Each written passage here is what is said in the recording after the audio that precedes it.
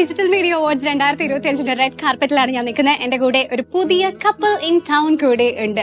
ആദ്യം തന്നെ കല്യാണം കഴിഞ്ഞ് കുറച്ചു കാലമായെങ്കിലും രണ്ടുപേർക്കും കൺഗ്രാറ്റുലേഷൻസ് ആണ് യുവർ വെഡിങ്. രണ്ടുപേർക്കും തറച്ചക്രം തറാന്ന് പറഞ്ഞില്ലല്ലോ, ഭാഗ്യം ചക്രം കൂടെ ഉള്ളതുകൊണ്ട് ഇച്ചിരി രക്ഷപ്പെട്ടു ഞാൻ. എന്തായാലും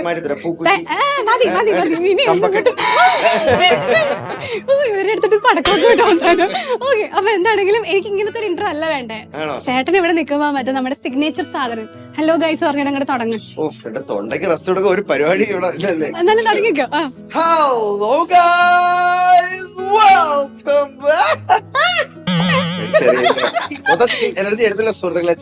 മൊത്തത്തിൽ എനർജി എടുക്കാതെ ഇങ്ങനെ ഈ ശബ്ദമാണോ എപ്പോഴും വീട്ടിൽ കേട്ടോണ്ടിരിക്കുന്നത്? അല്ല, വീട്ടിൽ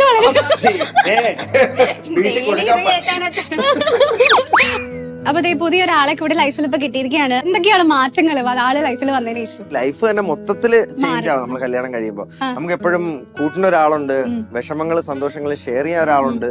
ഫുഡ് കഴിക്കുമ്പോ ഒറ്റയ്ക്ക് ഇരുന്ന് കഴിക്കണ്ട, കിടക്കുമ്പോ ഒറ്റയ്ക്ക് കിടക്കണ്ട. ഓയോ എന്തോരം ചേഞ്ചസ് മാത്രമേ ഉള്ളൂ. ചേഞ്ചസ് മാത്രമേ ഉള്ളൂ. കാർത്തികേട്ടൻ വീട്ടിൽ എങ്ങനെയാണ്? ഇതുപോലെയൊക്കെ തന്നെയാണ്? ഇതുപോലെയൊക്കെ നോർമലാണ്. ഇത്രയും ശബ്ദമൊന്നുമില്ല. അതിവിടെ വന്ന് ക്യാമറ കാണുമ്പോ മാത്രമേ ഇത്ര സൗണ്ട് വരാറില്ല. അതെ, ക്യാമറ കാണുമ്പോ പുറത്ത് വരുന്ന ഒരു പ്രത്യേക സൗണ്ടാണ് സുഹൃത്തുക്കളെ. അല്ലെങ്കിൽ നോർമലി സംസാരമാണത്. നോർമൽ മനുഷ്യൻ. നോർമൽ ഇവിടെ വരുമ്പോഴാണ് ഒരു അരപ്പിരി ഇരുപിരി ലൂസ് ആയിട്ട് വരുന്നത്. പിരിയില്ലാത്തതിന്റെ കൂടെ അപ്പൊ ഞാൻ എന്തെങ്കിലുമൊക്കെ തിരിച്ചു പറയണമല്ലോ. ഞാൻ പറഞ്ഞത് കേട്ടില്ല. പിരിയില്ലാത്തതിന്റെ കൂടെ നിൽക്കുമ്പോ കുറച്ചെങ്കിലും പിരി കുറച്ച് വെക്കണ്ടേന്ന്. എനിക്കിതൊന്നും കൗണ്ടർ എടുക്കാൻ കിട്ടുന്നില്ല. അല്ല, ഇപ്പൊ ശരിയാക്കി തരാം. ഞാനൊരു പാട്ട് തരും. ആ പാട്ട് മൊത്തത്തില് മലയാളത്തിൽ പാടണം. അതൊരു മലയാളം പാട്ട് തന്നെയാണ്, പക്ഷെ മലയാളം പാട്ടിനെ വീണ്ടും മലയാളീകരിച്ച് പാടണം. അതാണ് ഞാൻ തരാൻ പോകുന്ന ടാസ്ക് എന്ന് പറഞ്ഞത്. മലയാളത്തിൽ പണ്ഡിതനാണോ താങ്കൾ? മലയാളത്തിൽ അതെ, ഭയങ്കര നൈപുണ്യമാണ് എനിക്ക് മലയാളം. ആ പുണ്യമൊക്കെ അവിടെ എന്തായാലും ഉണ്ടാവട്ടെ. ഇതാണ് പാട്ട്. ഞാൻ ജസ്റ്റ് ഒന്ന് വായിച്ചു തരാം കേട്ടോ. ലോട്ടസ് ഒത്ത മിഴിയിൽ ചാട്ടുളി നീ എറിഞ്ഞാൽ ഹാ ബൊഗൈൻ വില്ല തനു ഞാൻ ബോറടിയാൽ തഴുകും. എന്ന് വെച്ചാൽ എന്താ അറിയോ, ഈ ലോട്ടസ് ഒക്കെ മലയാളീകരിക്കണം. അങ്ങനെ മൊത്തത്തില് പാട്ട്. ഈ പാട്ട് ഏതാന്ന് മനസ്സിലായോ? മനസ്സിലായി. ലോട്ടസ് ഒത്ത മിഴിയാൽ ചാട്ടുളി നീ എറിഞ്ഞാൽ.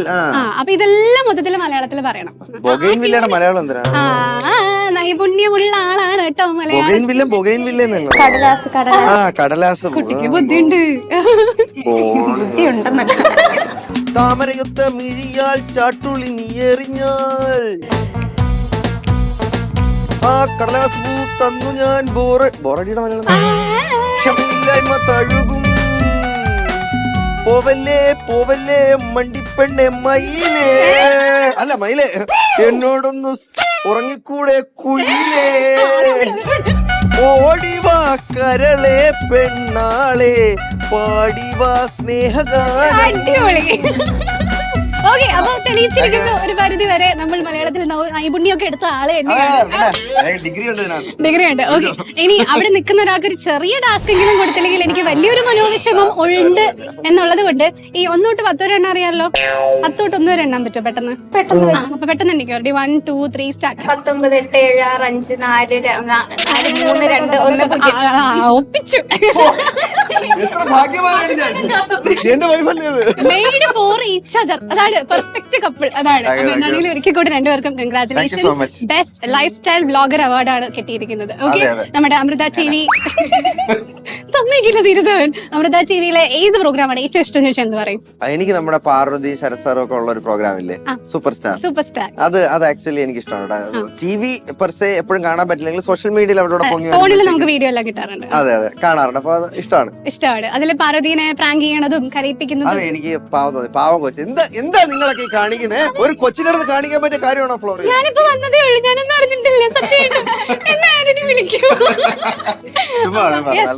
എന്താണെങ്കിലും ഇനിയും പരിപാടികൾ കാണാൻ, ഇനി ഇതുപോലെ അവാർഡുകൾ കിട്ടട്ടെ.